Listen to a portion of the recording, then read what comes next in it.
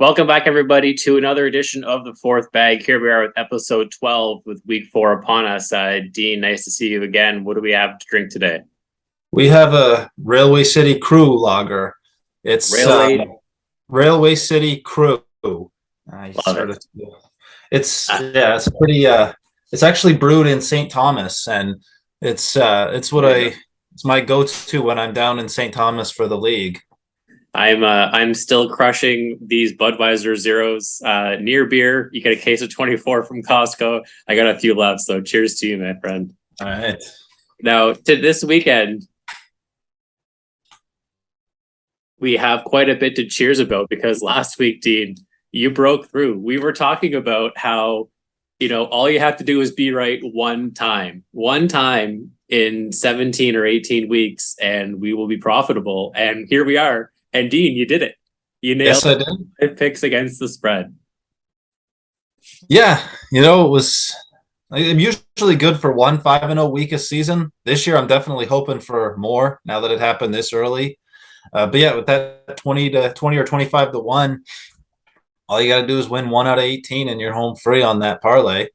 I was watching the games on Sunday on my couch, just watching them develop, and I did commit to just watching, the Bills and the Dolphins. But I'll admit, I had red zone going as soon as I sort of picked up that hey, there's a chance. I started following along the games, and I started taking some notes. And I was like, okay, if I start writing these notes on these games, I'll be able to say, okay, here's what was happening. And so I had a thing here, like the Colts, they went up early, and I was like, okay, cool, the Colts. I didn't think the Colts were going to win. But then KC misses a fake field goal. KC misses a field goal after a big play from Juju.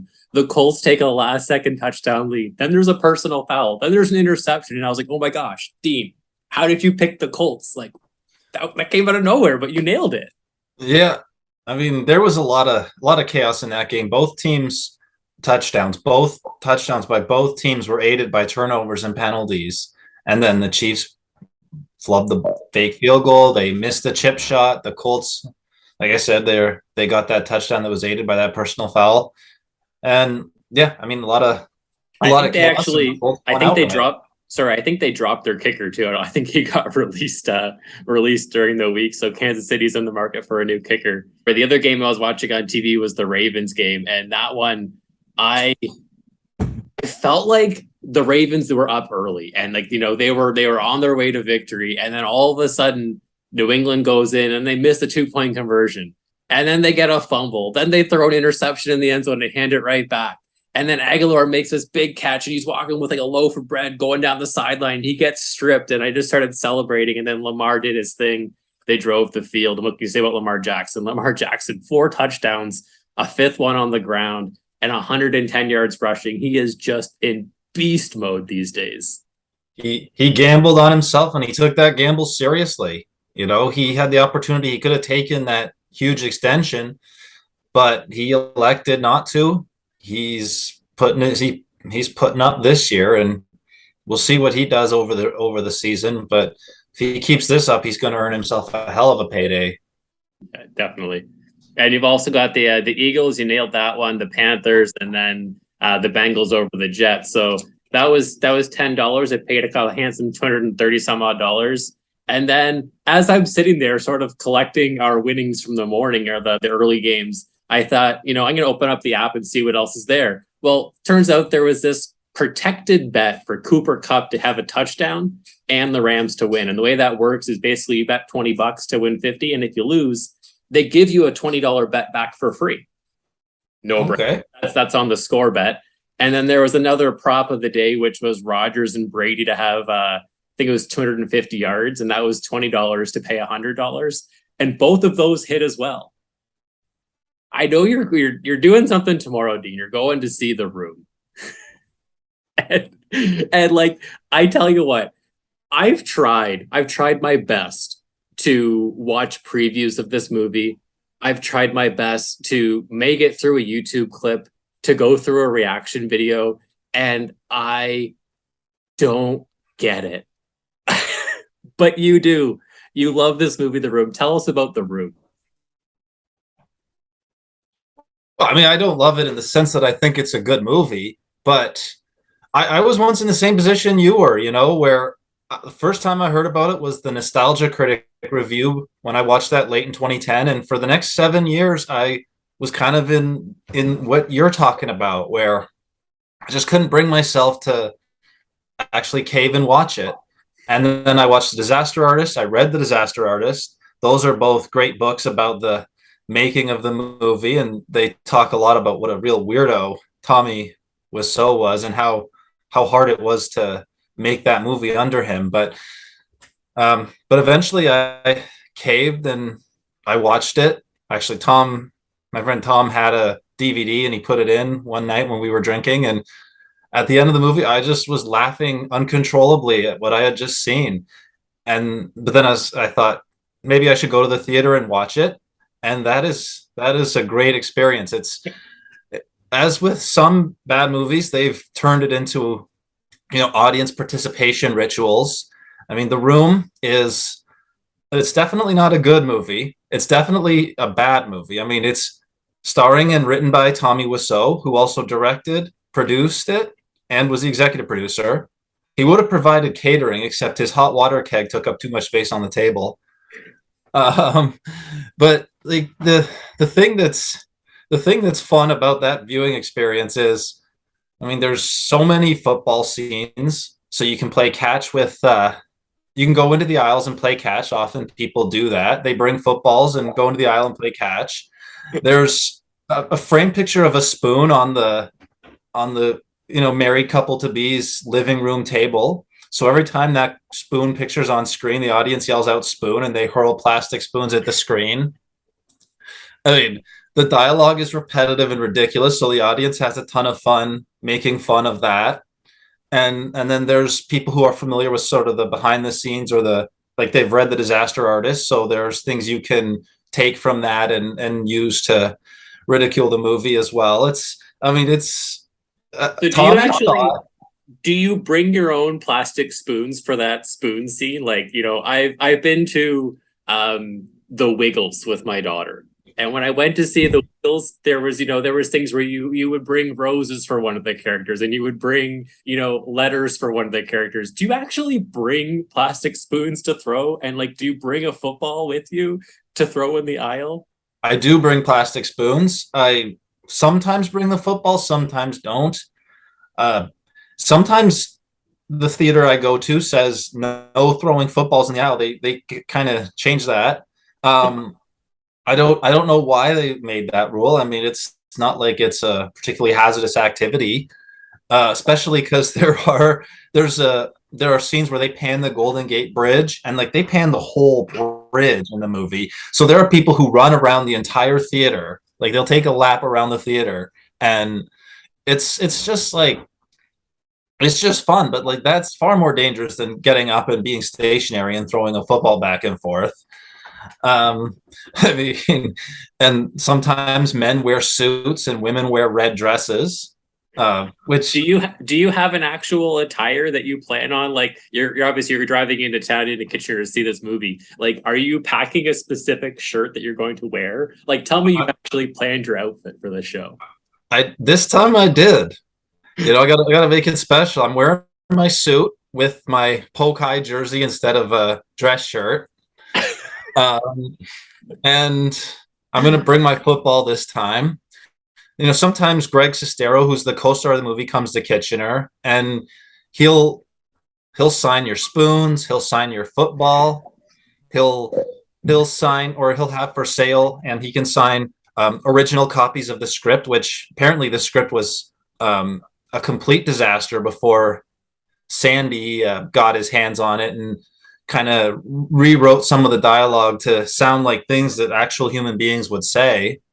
But yeah, I mean, I've gotten a plastic spoon signed by him and my football signed twice. So I mean, it's a great. I mean, there are tons of cities in the U.S. that have midnight showings, and the audience participation rituals there really go into overdrive at midnight. Especially once I'm sure a lot of people have been drinking. And there are people who make drinking games out of how repetitive some of the scenes are, and it's just fun. So for anybody who might have a chance to listen to this before the show goes down, just the details of the screening. I believe it's tomorrow night, so Friday night, at the Princess Cinema. Are tickets sold out or are tickets available? Can you still go buy one at the door? And I I imagine tickets are still available. I mean these shows don't usually sell out. I mean they usually get close to a full theater, but not it's rare that it would sell out. I mean, what movie sells out in general, right? It's hard. I mean, maybe Top Gun Maverick sold out the first couple weeks in the box office, but like so yeah, like a smash hit in the first couple weeks might sell out. But by the time I went to watch that movie, it was maybe a third full. I was there at the end of June, so you know it's hard. Movies don't sell. This movie's been around for 20 years, so right. I would assume you can still get tickets. Tickets are available. It's a 9 o'clock showtime. 9:10. Yeah. At the Princess, look for Dean Lang in his poke high jersey and his suit over top. I'm sure you'll be. I actually, you know what? You won't be standing out in the crowd because I'm sure there will be many other people there that are just, you know. I hope there are. I hope there's a woman wearing a red dress. I mean, especially like an oversized red dress looks more like a garbage bag, that comes from the movie too. I mean, the suit comes from the scene where they decide, forget going to shoot the wedding pictures. Let's go play football in tuxedos. Let's go throw the football around and wearing our tuxes. That's why people wear suits to that movie. All right. So I know we will eventually get into our week 4 picks, but I know that you've been holding on to something you really wanted to touch on. And I'm sure you'll have a few stories from the room to talk about next week. But speaking of stories, we mentioned Hulk Hogan a while back. And when I brought up Hulk Hogan, you were just like, there are so many stories that Hulk Hogan makes up that are categorically untrue. Go ahead and share a few of those with us.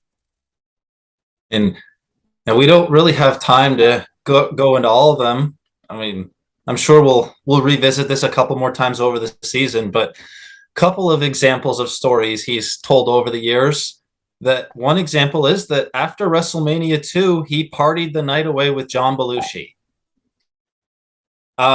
which may have worked, except that WrestleMania 2 happened in April of 1986, and John Belushi died in 1982.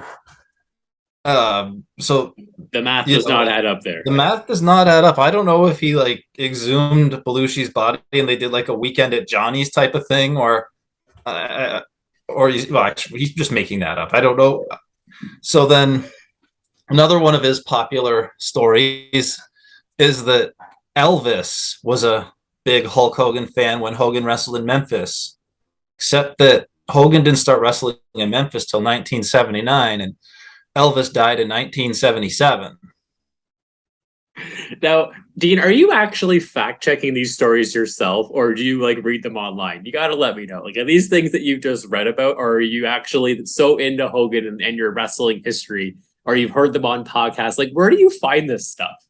Well, I had already known that for the first story. I already knew that WrestleMania 2 was 1986 and Belushi died in 1982 just from. But as far as the one where he's in Memphis, those details were provided in the write-up after I read this on a website, and this person provided a write-up where they explained that this is false. Right. Okay. I mean, and there are there's let's see, he was offered the lead role in the movie The Wrestler, except that the director came on and refuted that. He said he wasn't even considered for the role, much less offered anything. And anyone who's ever seen Hulk Hogan act knows that would not make sense. He wouldn't be considered for a role like that over Mickey Rourke. He was, yeah. So I mean, like there's a lot more of these, and I think we got to revisit this at one point or another. Okay, why don't we get right into your picks? Because I feel like if anybody's hung around this long, they're here to know. Okay, so you guys won all this money last week. Tell me what I should be picking this week. So let's dive into Dean's 5 picks for this week against the spread. So your first game on the list here, you've got the Chargers, and they're at Houston, and you like the Chargers -5. The Chargers are a bit banged up, if I recall. What makes you think they're going to pull it together this week? Well, Chris, they're getting a little bit healthier. A few of the guys that were out last week are returning to practice. So with Keenan Allen and J.C. Jackson, they've both come back to practice. So there's a good chance that they'll play. And the Chargers were absolutely embarrassed. They lost by 4 touchdowns at home to a team that might be good. Jacksonville could still be good. It remains to be seen.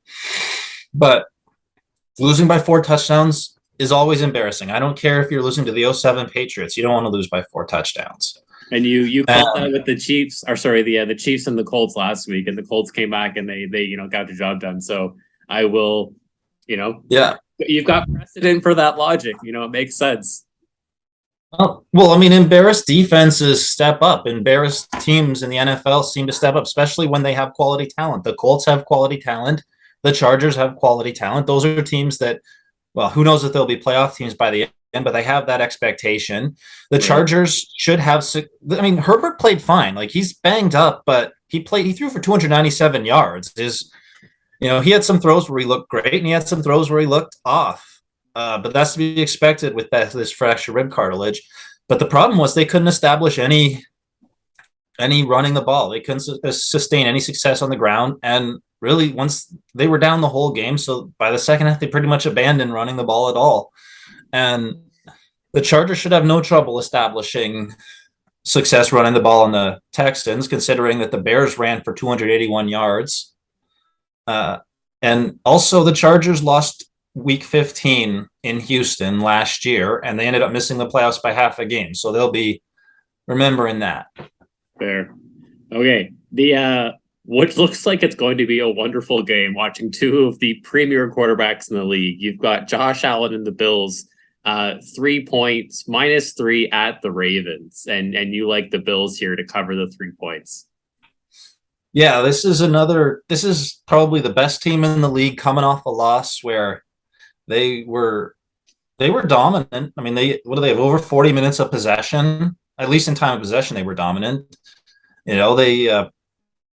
They had chances in that game, and they're going to be hungry to bounce back, and they were banged up last week. They're still a little bit banged up. They're a little bit healthier, but they should have no trouble being able to score points on Baltimore's defense, given that Miami put up 42 and New England put up 26, which was more than they put up against Miami and Pittsburgh combined. Allen is. Sorry, I watched the end of that Bills game, and I really thought that the Bills, after getting the gift butt, like the punt off the butt, just like, okay, here's a gift of 2 points, and now go ahead and come back and finish the game. And then they just, couldn't get the ball out of bounds and couldn't spike the ball, couldn't get that one extra playoff to kick that miracle field goal. But man, when they were getting the ball back after that kick in the butt, I just thought for sure, this is Josh Allen. He's going to go drive the field. So kudos to Miami for stepping up. Would be something, the Dolphins, the undefeated Dolphins, we know what could happen there. You don't want to jinx it yet, but the Dolphins are undefeated still, and we'll see what happens tonight. Yeah, I mean, as a Miami fan, I can laugh about that butt punt, given that they ended up winning the game. But man, that was. I don't know why he was so close to that guy that he's punting it into, that he punted it into his butt. But yeah, but yeah, I think the Bills bounce back here. The other thing that they don't have to deal with the absolutely insane heat that was in Miami on Sunday. What was it, 95 or 100 degrees or something? It's not going to be anywhere near that in Baltimore. Yeah. So the Bills should be able to bounce back and win a fairly high scoring game.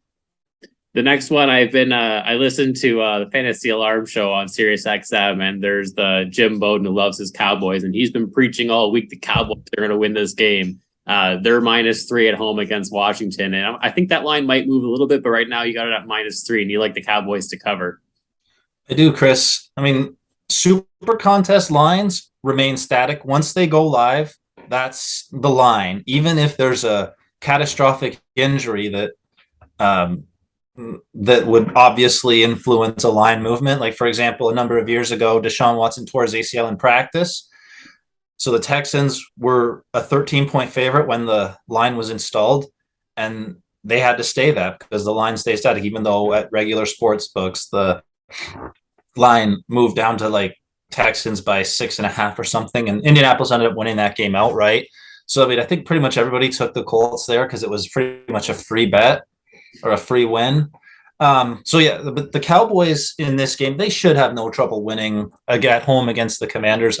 They are a better team than Washington at this point, even with Cooper Rush as the quarterback. I mean, even with Cooper Rush, he's shown that he can handle his business. Winning over the Bengals, winning over the Giants. Washington's not anywhere near as good as those two teams. And Dallas is only getting the home field points. They should be able to take care of business here and win by 7-10.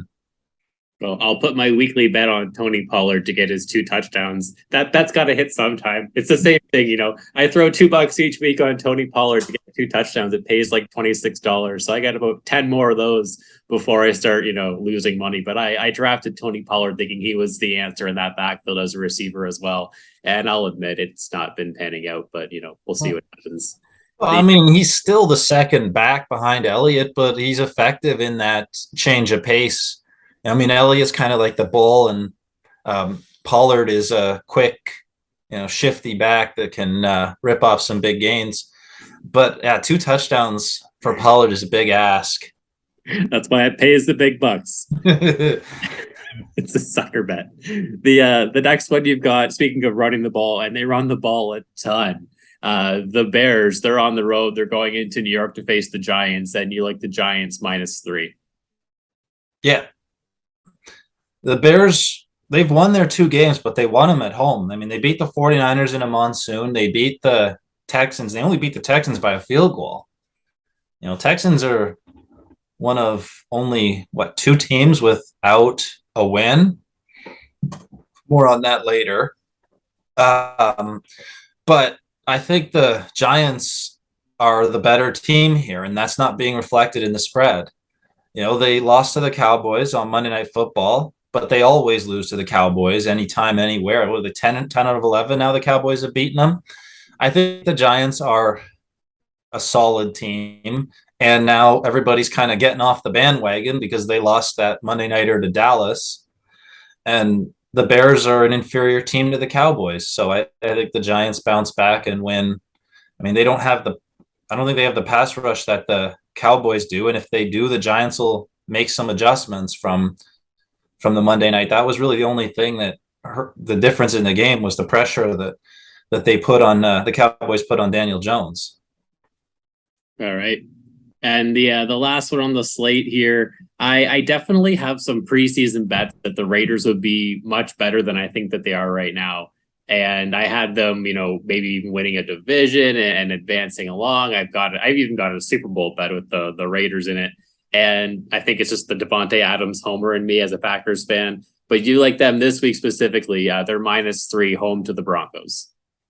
Yes.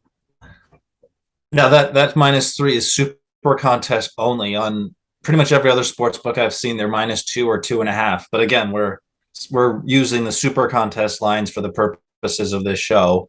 And I struggled with this pick of who I was going to take for number 5. There were a few different options that I looked at. I mean, I looked at the Saints at home against the Vikings, but I don't know who's going to play. I mean, if I knew Dalton was going to play for sure and they were +3.5, I'd go ahead and take that. I don't think any team loses less from when they go from the starter to the backup than the Saints do. But I mean, Winston has back issues and he may still play anyway. So I don't know if because he didn't look very healthy against Carolina. And then Philadelphia at home against Jacksonville. I couldn't pull the trigger laying a touchdown there. I mean, I think Philly might be one of the best teams in the NFL, but Jacksonville's pretty good, and Philly's got an injury report this week. They've got a bunch of guys who are limited or not participating in practice, and so that left me with the Raiders. And I know they're 0-3. Like I said, there'll be more on that win list. They're the only team with 3 losses, but they've lost by 5, 6, and 2. And Denver's offense has been anemic. They've scored 43 points in the 3 games this season. I think the Raiders with Adams and with Waller, they're going to be able to move the ball, and they're going to be able to find a way to get 20 points in a game they have to have and win it 20-14 or something like that. All right. Well, like I said, closet Raiders fan, love Devontae Adams. I love their offense. I just wish they could get it all together, and I'll definitely be backing these picks. You've got the just to recap quickly, you've got the Chargers, the Bills, the Cowboys, the Giants, and the Raiders. I was mentioning all of those sort of like protected bets and bet of the day, prop of the day. All of those things come on the Score Bet. So if you have the Score Bet app, you can log in and do these bets. And basically, I bet during the week. I usually lose, and then I throw my $10 on Dean's picks and ride it through the weekend. So we'll see what happens there. I've got another parlay going out tonight. FanDuel offers a no sweat parlay every Thursday. Turns out it's only on the Thursday action, though. So last week when I thought I was putting $10 on your picks, I realized that wasn't a no sweat parlay. The no sweat parlay is whatever you bet on Thursdays. So I've figured my stuff out. I've got my house in order, and I am going to go ahead with these picks. One last thing to talk about this week is your survivor pick. I haven't used the Packers yet. So for me, the Packers are heavy favorites. They're my pick for the week. Who do you like in survivor this week? Well, Chris, I agree with you. I definitely think the Packers are the best option. Will Mac Jones play? Will he not play? I don't see how he can play. And if he does play, how effective he'll be. Whether Hoyer's not winning in Green Bay and a hobbled Mac Jones isn't winning in Green Bay. So, yeah, that's your best option. I mean, I'm not going to, because I've got several entries left, I'm not going to go all in. I don't want to blow 7 entries on just in case something flukily happens. But so the other two teams I'm going to take are the Eagles and the Chargers. Last week I recommended the Chargers, but I fortunately saw when the spread moved from 7 down to 3 that maybe that's not such a good idea. So I dropped the Chargers and replaced them with the Bengals and Eagles, replaced those 2 entries. So I still have all 7 of the entries I had before. Perfect. I don't know if we have time for any more Hogan stories, but I do look forward to talking about more Hogan stories in the future. Do you have maybe one quick one to sign off with this week? Give me one more Hogan tale. Well, I mean, this one's not so much a tale, but one time on the show Hogan Knows Best, I was watching a review of it, and Brooke was starting to date this guy, and she wanted to invite him over, and Hogan said, why don't we just invite Jeffrey Dahmer over? Because that's, like a perfectly normal fatherly reaction when his teenage daughter wants to date some guy. And I mean, I'd love to see Hulk Hogan and Lisa's mother from The Room raise a child together. Raise a daughter. That would be a treat. I mean, it obviously can't happen, but it would be a treat if it could. Well, enjoy The Room tomorrow night. Maybe you can swap stories with people there tomorrow, and you can share that one with them. I know you're going to have a great time. I'd say I'm sorry I couldn't be there, Dean. What I'm upset about most is that I won't be able to see your reactions to The Room. So maybe sometime in the future I can just watch you watch The Room and just have a good time. So, anyways, enjoy the movie tomorrow night and enjoy the games this weekend, and we'll talk to you again next week. All right. Thanks, Chris. Sounds good. You enjoy the games too. Cheers. Have a good one.